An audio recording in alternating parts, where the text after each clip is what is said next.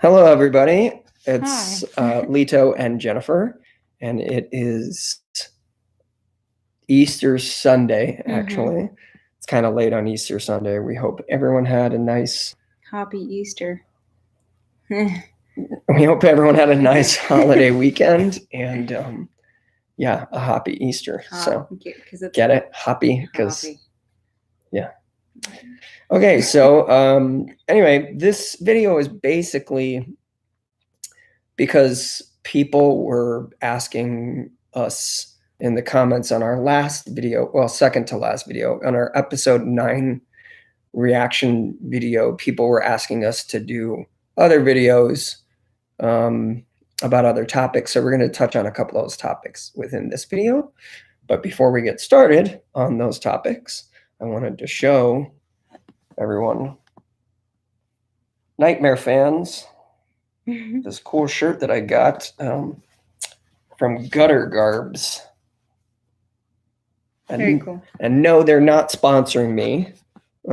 I just wanted to share it with Elm Street fans and fellow Fredheads because it's a really cool shirt. The thing I really love about this shirt, actually, which you don't see a lot, is look at the logo. They actually used the font from the original Nightmare on Elm Street. And if you are a big Freddy Krueger and Elm Street fan, you know that when they did the previews for Nightmare 2 actually used that font, because a lot of what we're used to seeing on Nightmare posters is that like scratchy writing that kind of goes like this, and it has that kind of curve, almost like the Indiana Jones logo.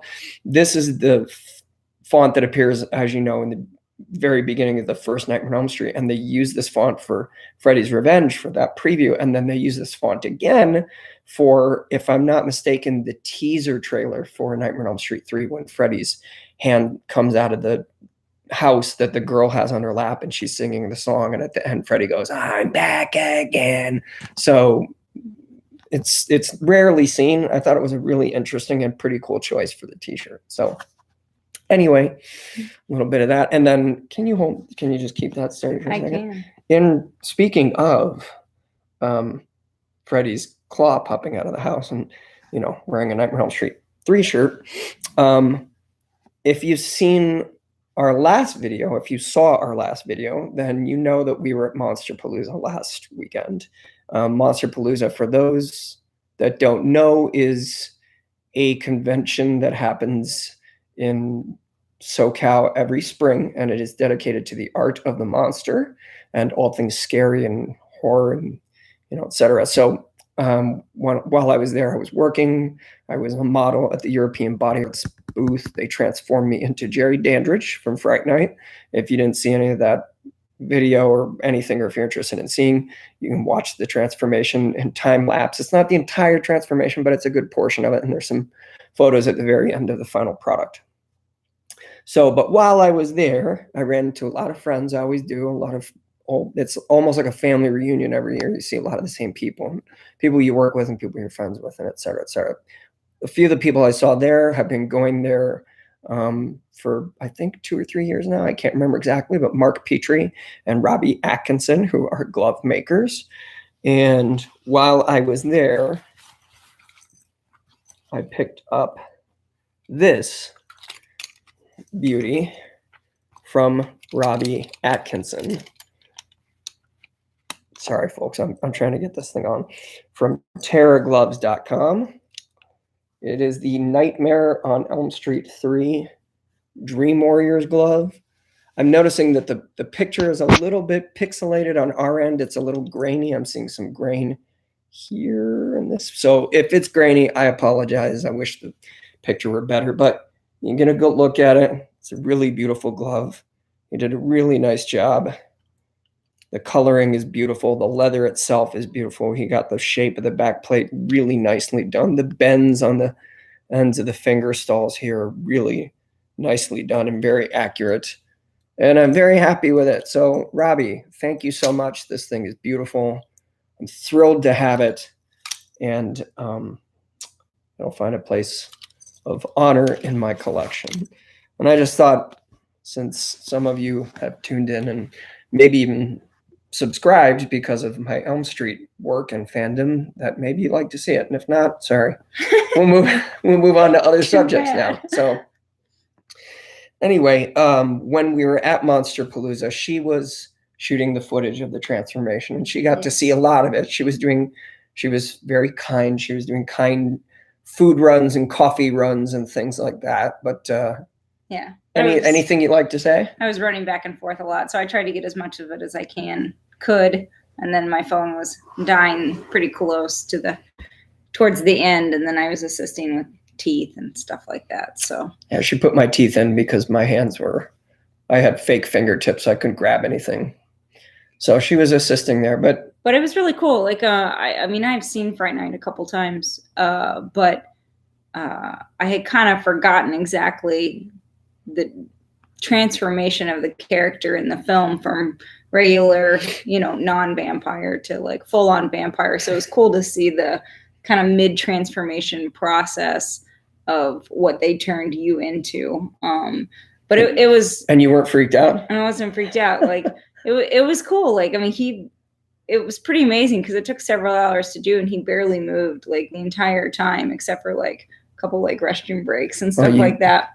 You're not supposed to. It makes their job easier, and right. I try to make their jobs easier because Miranda Riddle and David Woodruff, the two excellent makeup artists who worked on the makeup, and they had an assistant, Jose Restrepo. Mm-hmm. They were all amazing. Wait 1 second, folks. Hold potentially inappropriate messages for review. Not now. Oh, we have people watching. Wow. So hi, Miranda. Hi. And hi to Malik. If I mispronounce your name, I'm really sorry. Thank you for watching from India. That's very cool. But yeah, I try to make their jobs easier because they're extremely talented and they take really good care of me. Mm-hmm. Miranda's not only a fantastic friend and sweet person, she's a great makeup artist, and she's very good to me. And David, who is, he probably doesn't get all the credit that he should from me. Well, I try to tell him he knows how I feel. He's amazing, and he's like a brother at this point. So, but the great thing too, like at least from my perspective, since I don't know a lot about makeup or film. I don't know about that filmmaking like stuff. What you do, but like David and Miranda, especially, like they took such great care of you, and that's extremely important to me, obviously, because for reasons. Yeah. Because of reasons. Because of reasons. So it's always very nice to see, how careful they both are, and making sure you're okay and everything. But the whole process, I mean, it was insane. It was awesome. Like, especially like I told you, like watching Miranda put on the eyebrow hair, just like little strips at a time and stuff, mm-hmm. or like watching the fingers go on and like how seamless it looked, the way they applied the makeup to make it look like this is how your hands were, like that was really cool. Yeah. And especially once it all came together with the contacts and the teeth and stuff, and the outfit especially too, like it was just really cool. It's a very cool project. Yeah. So anyway, we wanted to comment on that a little bit. And also, people have been commenting on the episode 9 reaction video. I'm sorry if the camera's bumping and I hope it isn't making anyone sick or anything like that, but it's on the laptop, which is resting on my knees. So we'll get a better grip on things for the next video. But people have been leaving really nice comments on the episode 9 reaction video. So thank you to everyone that has done that. There have been some not so nice comments as well, but that's whatever. The interwebs for you. That's people. There's always going to be killjoys and haters and whatever. You're free to do that if you want to waste your time in such a manner. But people have been posting some really nice things, and I promised a couple of people that Malik says, I think both of you should give priority on trailer reaction. I'm not quite sure what you mean. Maybe you can explain that a little more, Malik. Do you mean like instead of us talking about stuff, we should give priority to just doing trailer reactions? Maybe. I don't know. But so there were a couple of users that I mentioned we had some pretty cool stories about Star Wars because of our Star Wars fandom. And I told them that I would share them. This video is long overdue and it's already 10 minutes. So I apologize. If you're still with us, the story that we promised to share. Oh, we need more trailer reaction from both of you. We'll work on that. You're very kind. We're going to try to, this week actually is the release of Avengers Endgame in the United States. So we're gonna shoot a couple of videos from the night that we go to see it, before and after, and the lead up to and everything. So stay tuned for that. And then of course when they release trailers for Spider-Man and Star Wars and everything, of course we'll react to those. We don't react to a lot of trailers because honestly, I don't react a lot. No, I think it's honestly that we don't want to just, like, we've seen people that do reactions to like every trailer. And honestly, I want to do reactions to trailers about films and franchises that I really love. Like, I wish I had done one for Halloween from last year, but when the first trailer came out, I was visiting my parents and my family in Chicago. So I didn't really have the setup to do it. And then I didn't feel right about doing it without her because, I love for her to be there as well because she's, she has great eyes and eyebrows and you do have great reactions. So anyway, so we'll keep that in mind. We'll try to do more trailer reactions to like big films and franchise films, but we're not going to do like, Hangover and stuff like that and all the things like every, studio film because I just, right. It wouldn't be interesting. I'd just be like, okay, that looks that was great. Kind of funny. It's not like when it's Spider-Man and Star Wars and we're like, oh my God. Like you're going to see that for those franchises because those franchises mean a great deal to us. So right. About the Star Wars story that now we won't share. So years and years ago, I think it was 2000 in a galaxy far, far away. I think it was 2002. We went to Celebration 3, I think it was, in Indianapolis, Indiana. And this is when we were living in the Midwest. And we went to Celebration 3 with some friends of ours who were also diehard Star Wars fans. Mm-hmm. And I was ecstatic because Carrie Fisher was going to be there. And like most guys my age, I had a crush on Carrie since the first time I saw Star Wars, and still do to some degree. When I watch the films, it's like, oh, like I can remember when I first saw her and I was like, wow, she's beautiful.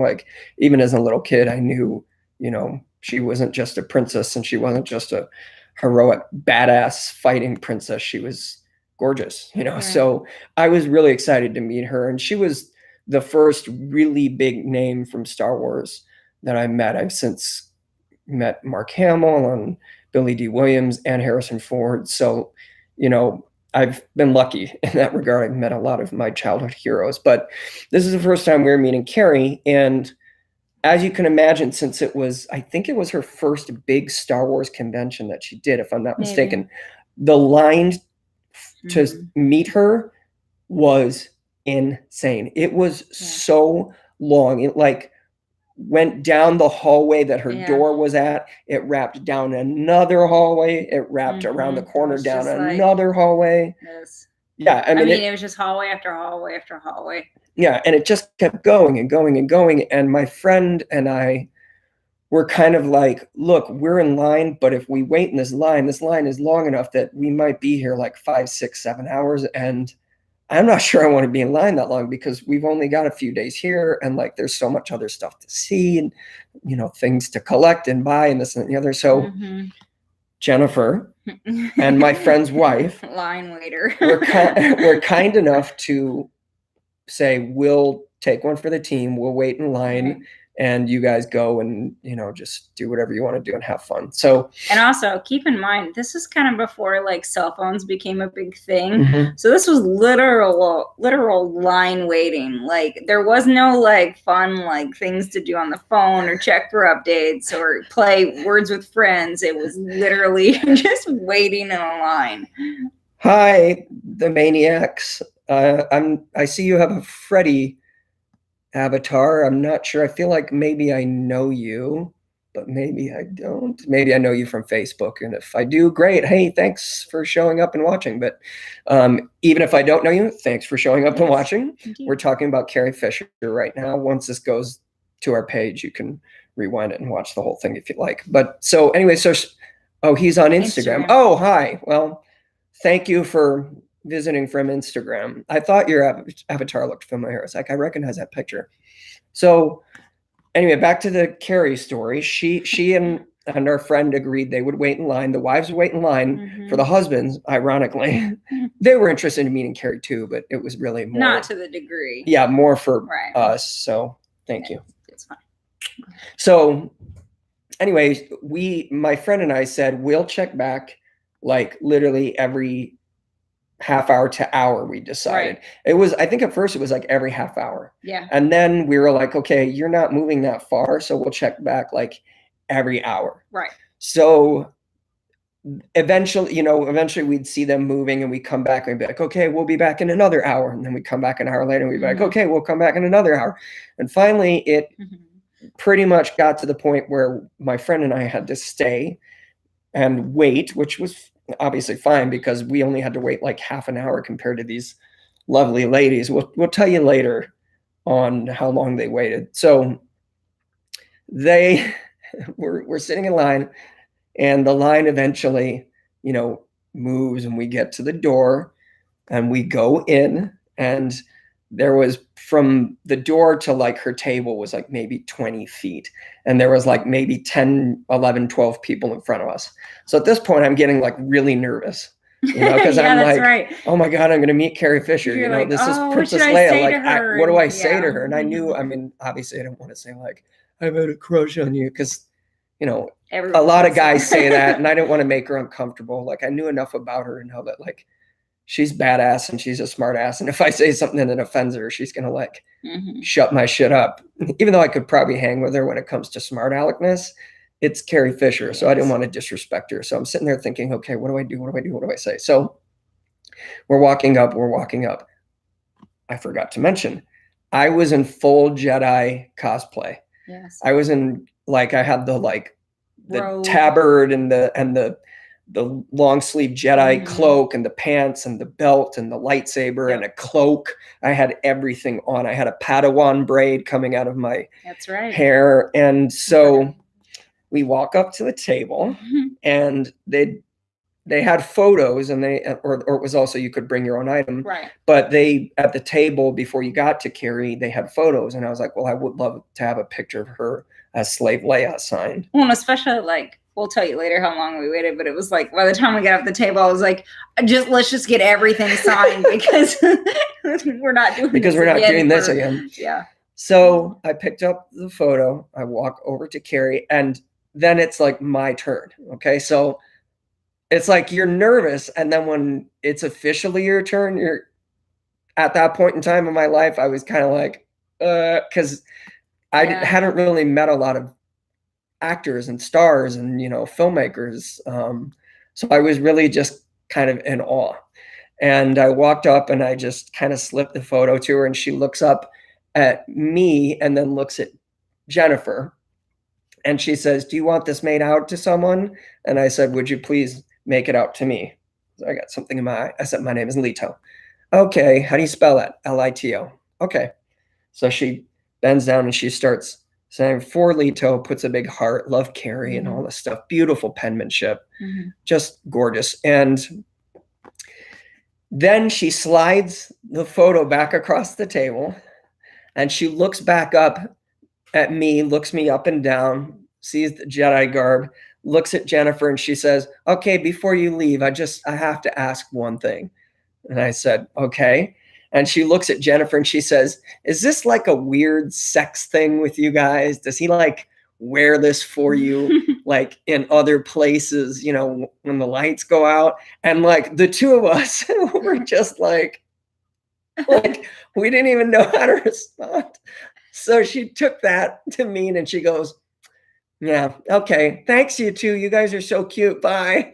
So as far as because we were too dumbfounded to say anything to Carrie, she she probably thought for the rest of the day that we are those two weirdos Yep. that actually have sex with me wearing Jedi clothing. And in retrospect, I wish I had said something in the moment, but I was too just like awestruck and I couldn't say anything. So I didn't.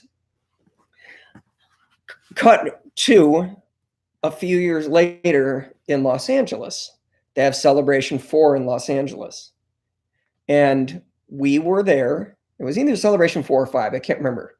But we went with friends from Los Angeles. And then those friends that we went with in Indianapolis came out to LA to go with us to Celebration because it was like a tradition at that point. And we waited in line for Carrie again, but the line was much smaller this time. And I was having her sign one of those, I think they were called Black Series Star Wars action figures. And it was the Slave Leia action figure. And I, got up to the front and I set it down in front of her. And she goes to sign it. She says, make it out to anyone. I said, no, you can just sign it, please. And she signed it and she gave it to me. And I was still wearing the Jedi thing. And I said, thank you so much. I said, I don't want to be weird or anything, but the last time we met you was in Indianapolis and you said the following, this and the other. And I just wanted you to know that that wasn't the case. We just couldn't say anything because we were really awestruck. I promise this is not weird. It's just something I wear to conventions and like movie screenings and things like that. And she looked at me and she goes, honey, I don't remember that at all, but it sounds exactly like something I'd say. You guys take care, bye. And we were just like, well, at least we've rectified it in our minds that she no longer has to think of this weird couple that anyway. So that's our Carrie Fisher story. She was very sweet. She was very funny. You could tell she was really like kind of like, sassy, but that was Carrie. She was patient, man. I mean, we waited. Oh, well, yeah. So we waited 8 hours in line. They waited 8 hours for basically for me and my best friend to get autographs from Carrie Fisher. Yeah. So, but she was a huge trooper. I mean, she went the whole day. She took one, I think 15 or 20-minute break. I think because remember they took her out the side door and everyone cheered and was like waving and she would like waved at everyone and she's like, I have to go smoke. Yeah. And she went outside for like 15 minutes, I think had a few cigarettes. She came back in with a coffee cup from probably Starbucks or someplace like that. And then she went back in and she didn't, as far as we could tell, she didn't leave for the rest of the day. Right. And she was there for several more hours after we got through because we got through in whatever late afternoon or something like that. Yeah, we were there pretty close to because I think they shut the convention hall for that Star Wars Celebration at like 7 p.m. Yeah. And we were there in like 5-ish. Yeah. So we'd been in there for a while. Well, you guys have been in there for a while. So that's our Carrie Fisher story.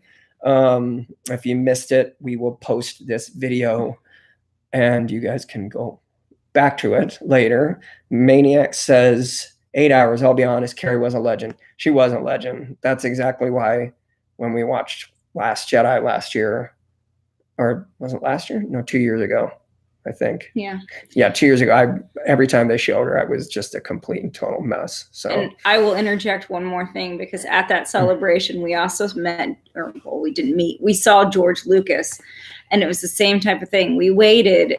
They actually had us for that one. We waited. It was didn't we wait outside? Morning. We waited outside starting I think at 3 or 4 in the morning. And it was raining. Pouring rain. And it was in spring and it was freezing rain. By the time we got in, our toes were like numb. But we didn't we end up in like the 12th row or something like super we were pretty close, but we had great seats. It was like a 2-hour wait or something outside for that. And it was nuts. Yeah, it was, but it was pretty cool to say we were that close to George Lucas. And then again, it's George Lucas.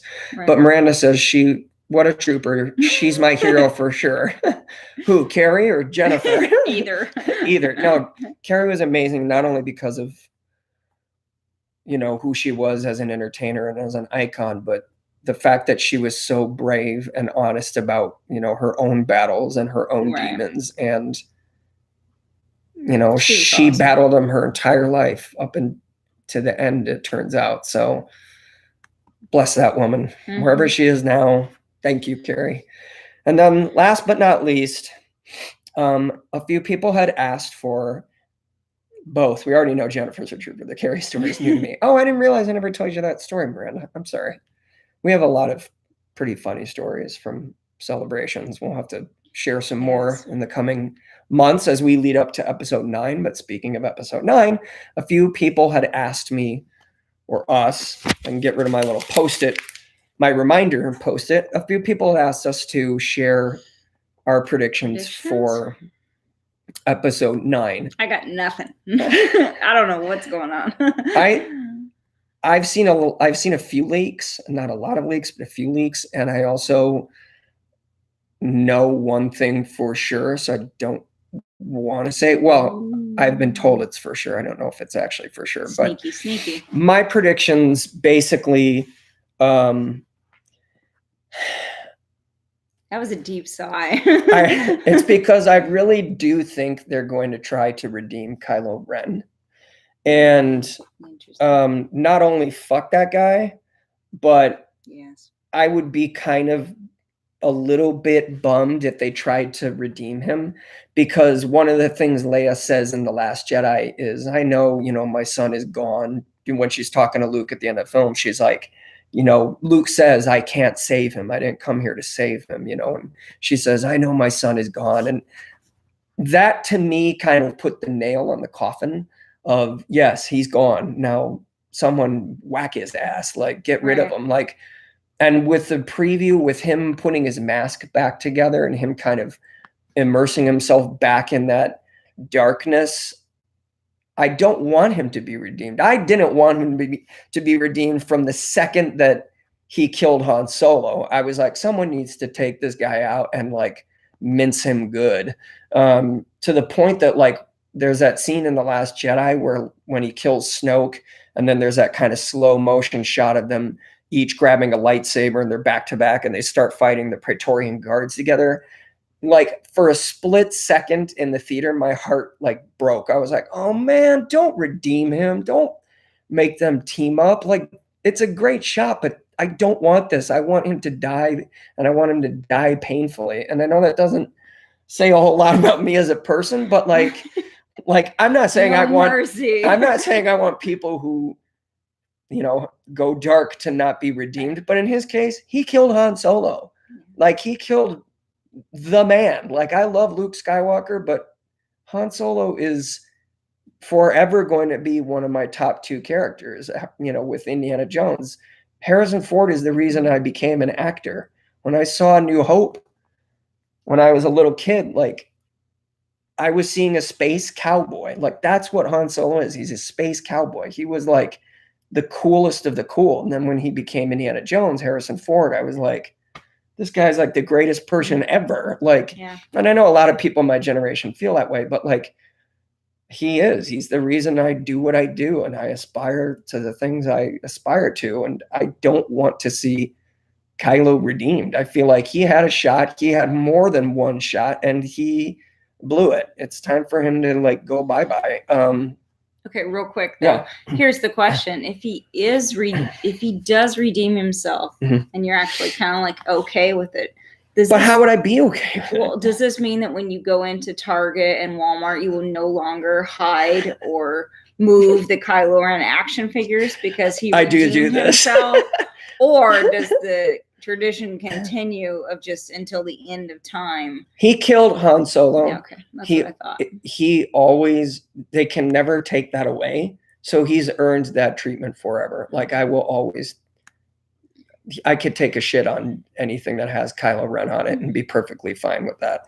And I know there's people that are probably like, dude, it's just a movie. But like, that was easily one of the most painful things to watch in a theater ever. Like, I think I howled almost as loud as Chewbacca did. I mean, I didn't really, but the people, like, we went to see Force Awakens with a group of like 15 or 16 people, all really close friends. And like, when he stepped out onto that bridge and screamed, Ben, I was like, no, don't do it. Don't. Cause I was like, this is not a good cinematic. Like once you see something like that visually, you're like, I don't think this is going to end well. And when Kylo ignited that saber, like, Your mouth people behind dropped. me were reaching forward. Yeah. My friends were reaching forward and like patting me on the shoulder and like rubbing my shoulder. And like my friend to my right was like grabbed my arm and like squeezed it. And he was like, it's going to be okay. And like, I just stared at you. Like, and your mouth was just bawling. I mean, just complete shock. So like, I just don't feel like that character deserves redemption. Having said that, and I know that was a long rant, I think that's probably the way they're going to go. If that is the way they're going to go, he really needs to earn it. Like, there needs to be something that happens that like maybe, see, there's a lot of people have this theory about Darth Plagueis, and I'm one of these people that I happen to think this is a really good theory. When I heard the name of Sidious's master, Darth Plagueis, I was like, oh, plague, that's kind of cool, like a disease. And then I thought, wait a second, I haven't read all the canon like everybody else, but I know enough to know like there's this theory that Plagueis infects host bodies. And there's a lot of people that think that Darth Sidious, Emperor Sheev Palpatine, is actually infected with the spirit of Darth Plagueis. And that's how he is immortal. That's how he cracked the secret to immortality, that he goes from one host body to the next. And he's living in Palpatine's body now. And that's why he wanted Anakin to become his apprentice, because it was someone younger, someone healthier, someone stronger that he could then go into and have a healthy body for like another 7 years. Well, then once Anakin became maimed and burned and his body was basically no good, then the Emperor started focusing on Luke Skywalker, because he's like, look, here's the next generation. Here's, if he gives himself to the dark side, you know, and cuts me down, as soon as he cuts me down, my spirit can go into Luke. So there's a lot of people that think that Darth Plagueis is perhaps living through Snoke, you know, that he somehow jumped into this Snoke guy's body after the Emperor was thrown down the shaft by Darth Vader. I think that's a pretty good theory. And I think that might be why he wanted Kylo to cut him down so that he could then go into Kylo. So it's very well possible that Plagueis is alive and well in Kylo Ren right now. Interesting. Having said that, if that's the case, and it's really, you know, what Kylo did once he killed Darth Plagueis, from then on, you know, not joining up with Rey and not going back to the light side of the Force, if he's really under a dark control and they're able to like get it out of him and somehow redeem him in a way that's convincing and cool, I might be okay with it. But at the same time, I still kind of want him to die. As far as the title, people have asked about the title. Like, I don't think it's what some people are like, oh my God, does that mean Luke is coming back? Luke is obviously coming back. We all know this from leaks and set reports and everything, or people that have been following know this, but I don't think it means it in that way. I think that the Skywalker will be the new term for Jedi. Like, I think, you know, Luke said it's time for the Jedi to end, and even Yoda in The Last Jedi said, yes, all good things must end. I mean, I'm paraphrasing, but I think it's going to be that the Skywalker are the new generation of Jedi. And when you become a master or a pupil in this new way, you are declared a Skywalker. And it's kind of cool. It's a pretty amazing way to honor that family lineage and to honor Luke, you know, because people are going off about, oh, I hated the way they treated him in The Last Jedi. I actually had no problems with that film. I mean, there's a lot of, I know people, like a lot of people had their bubble burst and wanted to see Luke come back as this like amazing ass kicker and this legendary Jedi, the likes of which we'd never seen before. But like, there's a lot of times in the original trilogy where Luke kind of is whiny and like is ready to give up and is kind of over it all. Even in Return of the Jedi, when Yoda dies, Luke says, I can't do it, R2. I can't go on alone, you know? And Obi-Wan, you know, Yoda and I will always be with you. Like, even in that moment, Luke is ready to give up because he doesn't know if he has the strength to be the last Jedi, you know, and face down Vader and Palpatine, who he thinks are the last of the Sith. Like, so people getting upset about him turning his back and kind of giving up, I'm like, I know that it kind of squashed your hero's dream of him being this grand hero and everything, but like it's not that far out of character from Luke Skywalker. Like, and you're free to disagree with me, and I'm sure I'm gonna get all kinds of hate comments and everything, but I bought it. I completely bought it, especially feeling the shame that he did in that moment that he thought about striking down. I mean, that's his sister's son. Right. Like, he thought about killing his nephew. Like, as far as we know, Han and Leia's only child. He had a brief second of thought that he wanted to kill Kylo. That's, I can see why he would run away in shame. I can see why he would say this all needs to be done, because look at what it does to people, including myself. So anyway, I think whatever I think, and I know we rambled for 35 minutes. I apologize if you're still watching. My God, hats off to you. But I think there's a lot of interesting theories out there, and these are just a couple of ours. Who knows what's going to happen? I'm excited to see the movie. I know that there's a lot of people that have commented on the video, the reaction video that we did. They, you know, oh, it's going to suck, and Disney ruined Star Wars and this and that and the other. Okay, fine. Half of you are still going to buy a ticket, and you know you are. So you don't like it. Yeah, and if you don't like it, why are you watching previews of it? Like, if you're really that convinced it's going to suck, why are you wasting your time? But anyway, so thank you for bearing with us. Those are some of our episode 9 predictions, or my episode 9. What do you think is going to happen? God, I have no idea. You know, I came into Star Wars so much later in life. I didn't see it as a kid. I don't think I saw Star Wars till we started dating. It's the first, I think I said this in a few comments on other videos. This is the Star Wars episode 1 is the first movie that we saw together as a couple in public. Yeah. Because for a little while we had to keep our relationship secret because managers were not supposed to be dating employees. See you later, maniacs. Take care, buddy. Bye. Bye. And thank you. I'm glad you love the shirt. Gutter Garbs. I don't know if they still have it, but they're celebrating Freddie for the rest of the year, supposedly, for whatever reason. So they'll have more Nightmare on Elm Street shirts. But episode 1's the first film we saw in public together as a couple. So for that reason and for other reasons, it means a lot to us. But I mean, like, for me, like, I don't know. It's very hard for me to keep track of kind of everything that's happened in the Star Wars universe. Like, I have a really hard time when, like, it's like Harry Potter films. It's the same kind of thing. Lord of the Rings. Like, I can't remember kind of from what happened from one movie to the other. I get like vague things, but I know. But I'm kidding. But with this one, I mean, I'm excited to see it. I think I tend to think that Kylo's going to be redeemed. But that's just me. I don't know. But other than that, I really have no idea what's going on. I can't theorize about what could happen or what may happen. I'm not even going to try to. I'd like to see BB-8 again. Well, I think we're going to be seeing a lot of BB-8. So. And there's like other new droids or something too. D.O., right? That's little green droid that looks like almost a wheel. Yeah, I'm just along for the ride. Yeah. Yeah. Well, anyway, if you made it this far, congrats. If you haven't, that's fine too.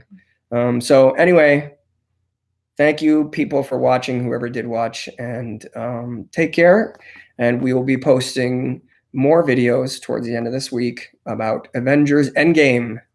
We're only 4 days away. Whew. All right. Good night, everybody. Bye.